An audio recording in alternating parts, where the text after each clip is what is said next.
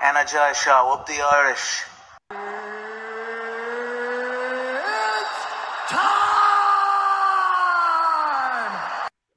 Okay, what's going on, guys? Welcome to a brand new episode of Energized. Ross, Are you intoxicated or something? introduce the guests, man. Today we've got a Cage Warriors 153 Dublin and Team Rhino special. We've got Adam, Darby and Solomon Simon. Lads, how are we doing? Ross, before we get started, I just want to say, with the money you lads are making, I thought you would have sent us out a pair of glasses in the post or something to wear, you know? What's the story? Don't worry, we'll have glass for you come Wednesday, right? Sure, didn't you get a pair up in Belfast last time? They're the old ones. You've got the new ones in now. I want the new ones. No, these are the OG ones. These are vintage, man. These ones don't leave the gaff. These ones don't leave the gaff. I swear to God, obviously at the moment we have a Cage Warriors Dublin competition going, and the amount of people who just went, "Oh, the event's great and all, but the glasses, like they're one of the most sought after prizes in Irish MMA."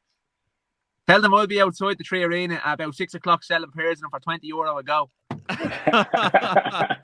Like, I can't believe Darby's coming with this heat, Ross. We've been talking for about 20 minutes already, and he was like, "Lads, love the show. Thanks for having us on." Sure, look, it wouldn't be like him. It wouldn't be like him. But lads, let's get into it. Cage Warriors Dublin. Darby, how excited are you to get this fight now? Oh man, it's just going to be such a surreal night, and just the whole weekend. It's fight week now. The hard work's done. I'm just absolutely buzzing. I'd love to fight tonight if I could, to be honest with you. Yeah, absolutely. And obviously, you're looking to right that wrong. Obviously, the last fight didn't go your way. It wasn't really a fight. It was over. Me very, catching very the smoke, yeah. Yeah. What did you learn from that? Obviously, it was short, but what did you learn from that? What change have you made since then? Don't get too emotional into it. You know, I was very emotionally invested in it, in the weigh-ins and stuff, and I just wanted to hit him as quick as I could instead of playing my normal game of keeping the distance and playing the game. You know, I just wanted to run at him and hit him, and I paid for it. I got caught. No, look, it happens. It's happened to loads of people before. Sure, it happened to Jose Aldo, and if you had a career like him in the end, you wouldn't be too upset, would you? Oh, we take that, yeah. And then, Saul, obviously you went pro on Premier FC. How did the call from Cage Warriors come about? So, found out about it after the premiere. Where Bobby told me for the Premier FC fight, like straight afterwards. I think Constantine was meant to fight Dorian, but something came up and he couldn't make it. So, like, I just took the opportunity as it came through. So, can't complain about that. It's a great, like, unbelievable chance to get some exposure out of it. So, definitely looking forward to it. Yeah, Constantine's loss is your gain. It's handy to go back to the matchmaker saying, "This fella's pulled out, but we have another fella here ready to rock." Yes, exactly. So, like, take advantage of every opportunity that comes because they don't come too often sometimes. And this is a huge opportunity as well. Like, do you know what? I was watching back UC Dublin last night, and like obviously the one Connor headlined, and like I have a feeling there's going to be magic in the air come Saturday night. Cage Warriors 153 Dublin live on UC Fight Pass, Ross. Yeah, absolutely. It is going to be an absolutely magical night. Like at the end of the day, this is a much bigger show than Cage Warriors normally put on. It's in a much bigger venue, and this is your chance to shine. So I can't wait to see all the Irish athletes go out there and do the business, Basmo. It's a must go to event. Darby, Solomon, I suppose now's the time to plug it. Do you guys have tickets available if people get on to you? We do indeed. And if you're buying tickets, use my link, not James Sheen's one. What about you, Solomon? Will there be a Waterford Army coming up? Nah, for sure. Like, I always have great support from them and the lads. Link in my bio, not James's, not Darby's, Solomon's one. It's in sock. But like, yeah, I have a crew coming up, and then like, I think my mom might be coming up for the first one, so looking forward to it for sure. But like, it's gonna be exciting. My brother's girlfriend, the whole family's showing up, so like, I have to put on a show for them now. Yes, look, there is going to be a big crowd there. Let's be honest. You know, three lads out Team Rhino. The whole of the Irish crowd will be behind us. You know, we're against the English per se, but I think the crowd is just, like you said, it's just going to be magical. It's going to be one of them nights that's talked about for years to come. No, yeah. Absolutely. Solomon, Sam told me he used Darby's link, just so you know. But Solomon, obviously you're fighting someone who's Darby's fought before. Are you picking his brain constantly and trying to get help from him on how he handled that fight? Yeah, like, see, it's sort of a fairly different style in regards to like the Darby can get away with, I won't be able to get away with the exact same thing. And what would have worked for him might not work necessarily for me. So, but I like got tips on the general idea of what he does. And then again, just been watching, seeing a few of the fights, watched the Darby fight a good few times. And so I have a rough idea how he plays the game, what he does or what he likes to do. And then I'm now just going to implement my own 10 in there, use my own length, because I don't have like 10-foot arms like Darby does. So I can't be jabbing someone from like 10 miles away. I have to be a little bit closer. And then Darby, obviously you felt both guys before. How do you think Saul matches up on this one? I think Saul finishes at the end of the fourth round, to be honest with you. I just think he's levels ahead. No disrespect to Dorian, but I just think Solomon's levels ahead, and I think he puts him away early enough, to be honest with you. And Darby, what about on your end? What do you make of this guy Tucker? What have you seen from him? Obviously, he's a big guy now. He fights at 84 as well.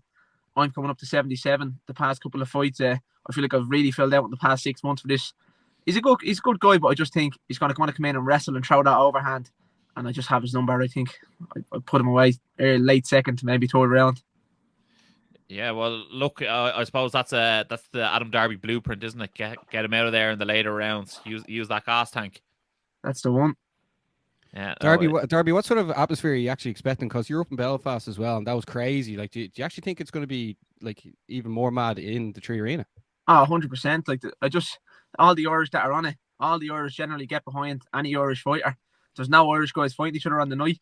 So I think the whole Irish crowd is going to be behind any Irish fighter. I think it's going to be pretty good to just walk out and be there. It's going to be surreal. Like, it's something you'll tell the kids about. Yeah, it's just even the way they're promoting it. They're getting Dan Hardy over. They're getting Molly McCann. Like they're even promoting Mark Goddard's going to be there. Ross has never seen a ref getting promoted, but I mean it should be like a great night.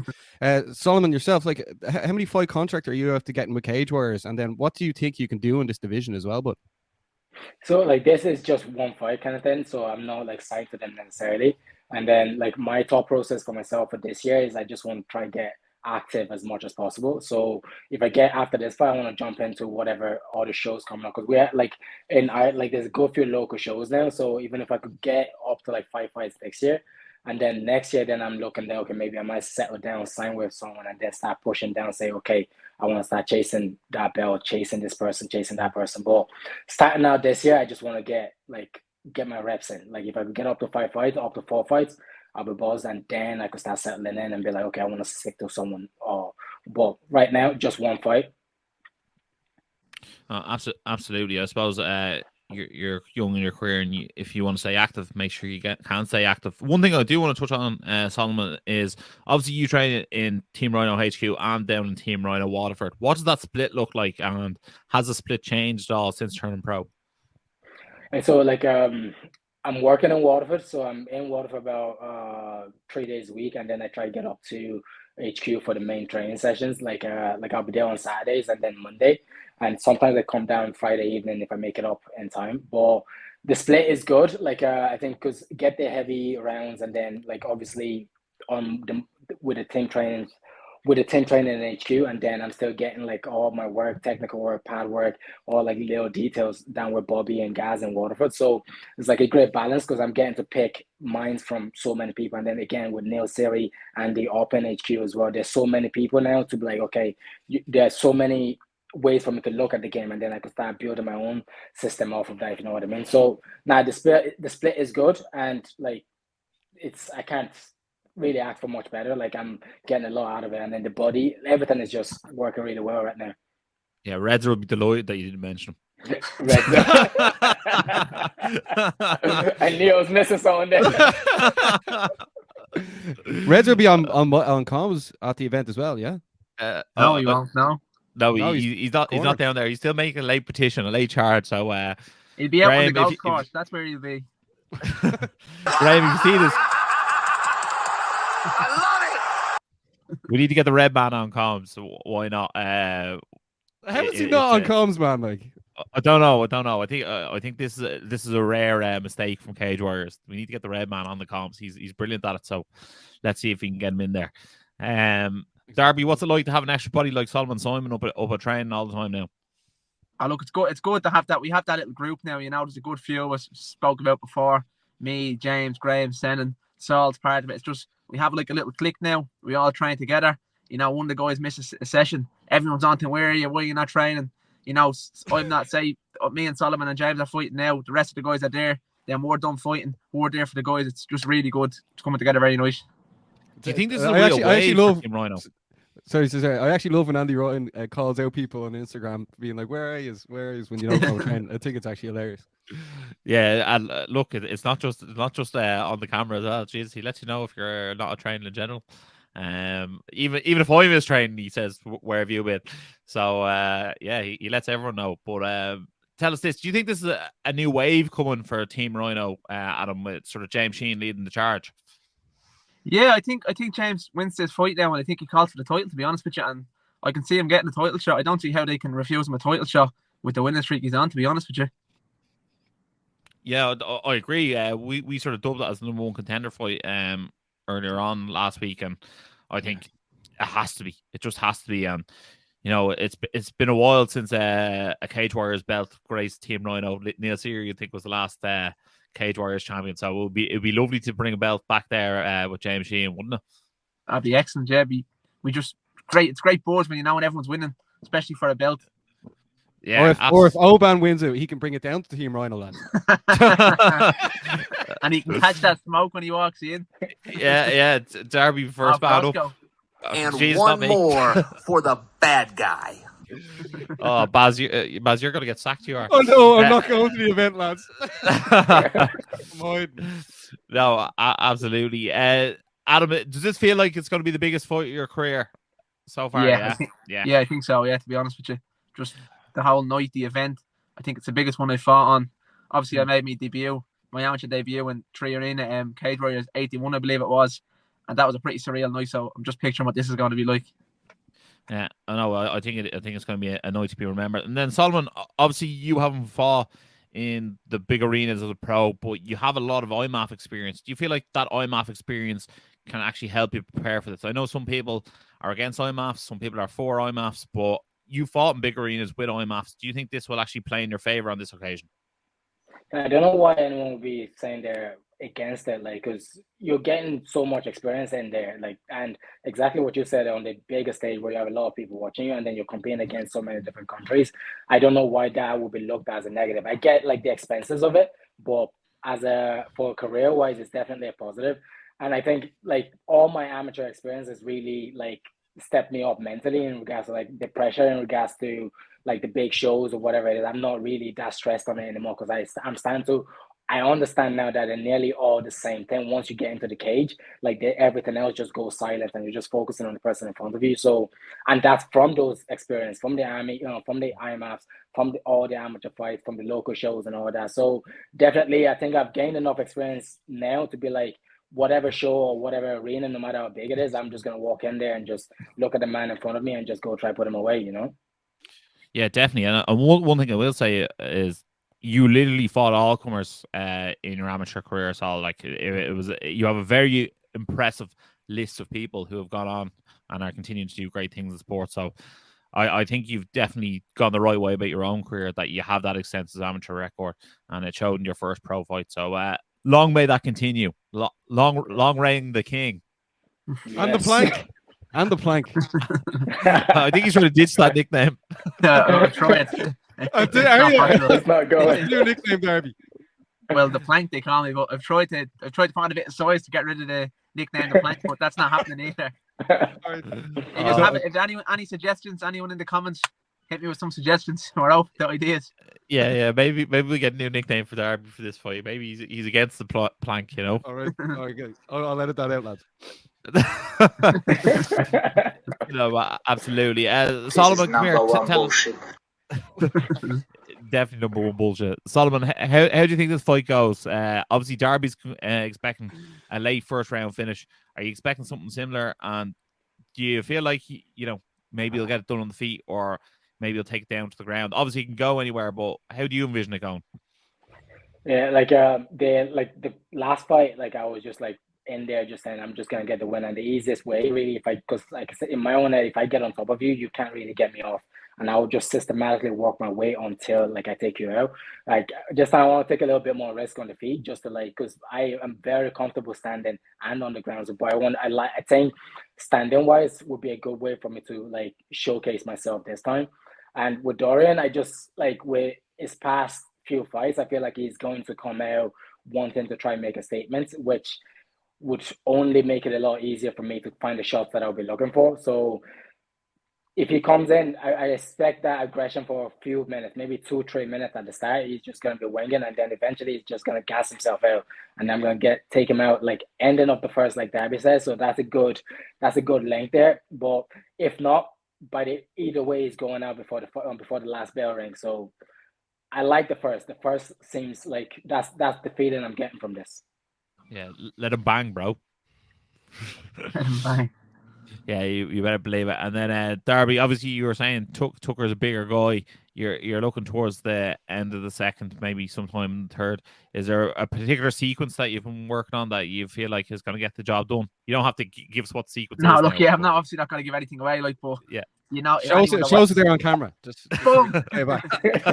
Anyone that watches this fight can see, you know, he comes out strong for the first round. He wants to ground and pound you, hold you down, tie up the wrist, shots. So it's going to be a tough first round, but let's see if he can take me the takedown defense is pretty good. So let's see if he can take me down. Good luck trying to get him down. Good luck trying to get that guy down. Yeah, let's see it. Shout out to Bill McCann, keeping that wrestling on point. The big dog, the OG.